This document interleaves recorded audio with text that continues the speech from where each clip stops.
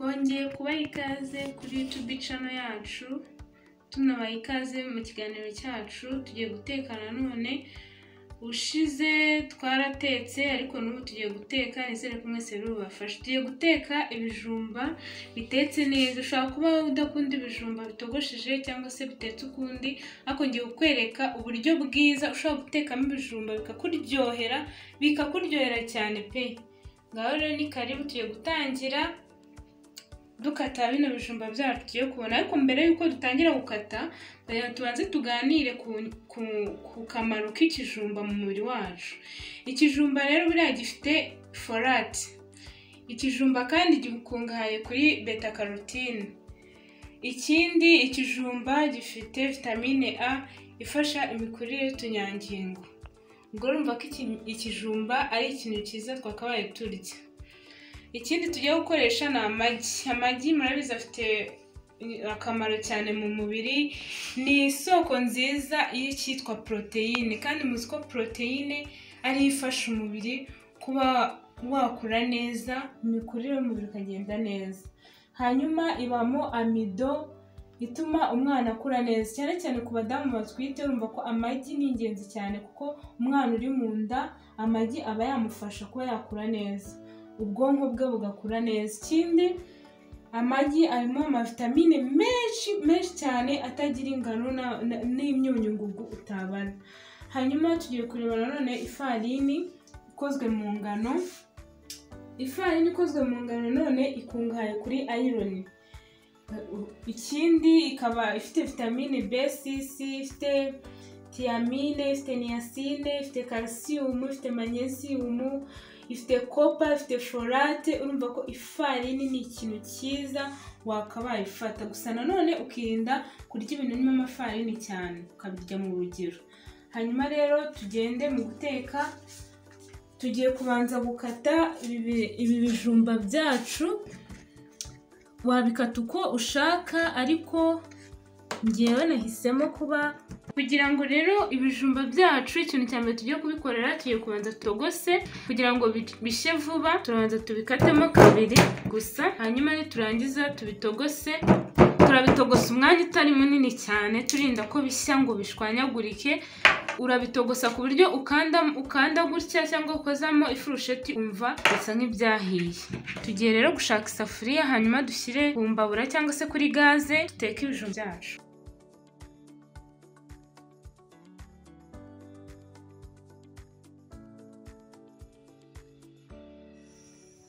Murabona rero ko twashyize isafuriya kuri gaze. Tugiye gushyiramo ibijumba byacu mo hano.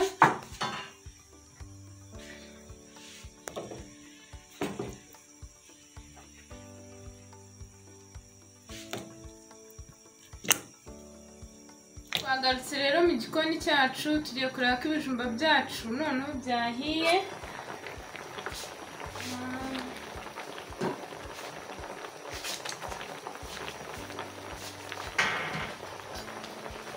Ikintu ukora, urakozamo ifurusheti urebe. Urabona ko byahiye ariko ntibirasaya uko kundi twabishakaga. Tugiye kubikuraho rero. Byaba byiza ukurishijemo kano karushe k'ifiriti kugira ngo amazi yose yakuremo.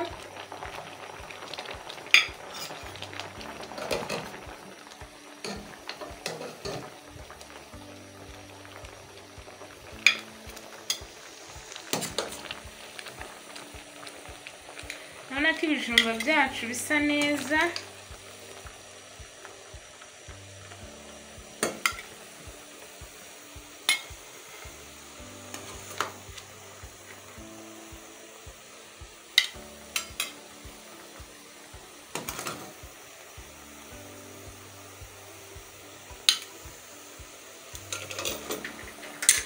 Hanyuma tugiye kugenda tubikate neza. Tugiye gukata ibijumba byacu bitonda kuko biba bishyushye. Ushatse wakata bihagaze cyangwa se ukabikata uko ushaka, mikizeru.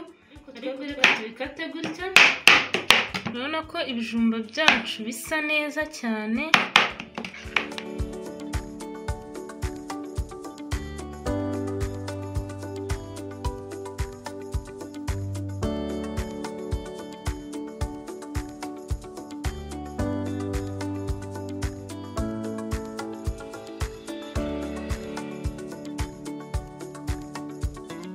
Ikintu tugiye gukurikizaho, tugiye gufata amagi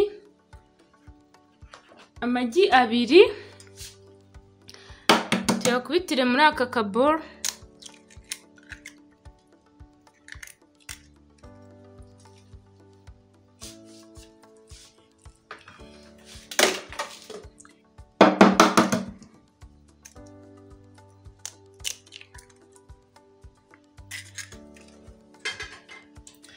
Hanyuma turakubita neza ku buryo yivanga.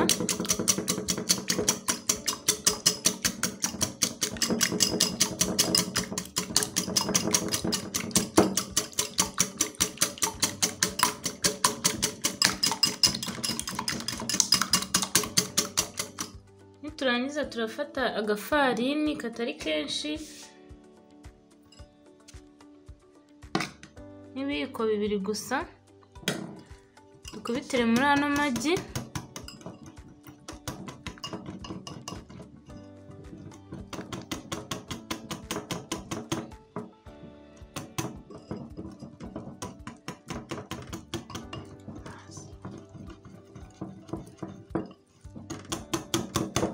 Ikindi gikurikiyeho, tugiye kujya dufata ikijumba twakase neza tugishyire muri uru ruvange rw'amagi n'ifarini,